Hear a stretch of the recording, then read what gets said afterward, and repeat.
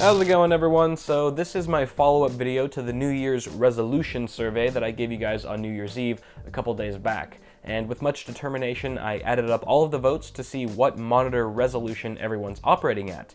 And what I concluded is that I'll be using a survey program next time instead of counting the comments by hand. It's just that the average comment count on my videos is like 100, but then all of a sudden when I randomly decided to do a poll by hand, 2,000 plus. It's like everyone's resolution was to f with me. Fortunately, I was able to hammer it out and make a chart showing where we all lie on the resolution scale. Out of the some 2,200 users who participated in the survey, a whopping 80% are running 1920 by 1080 for their primary desktop monitor. That's a sizable slice of the pie that I was more or less expecting, but I was a bit surprised to see 7% of users are still computing at resolutions lower than that.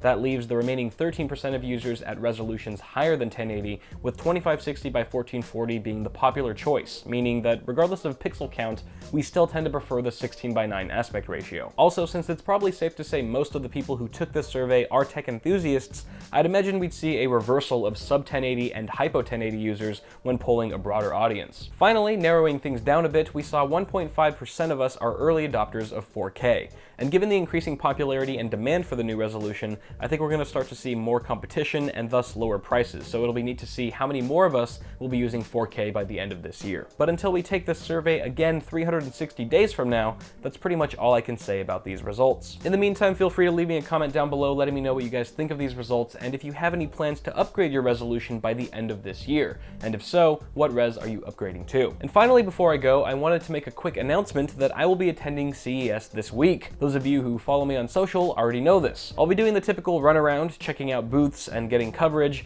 but to prevent a tsunami-esque flood of videos on your feed, I'll be producing just one video a day.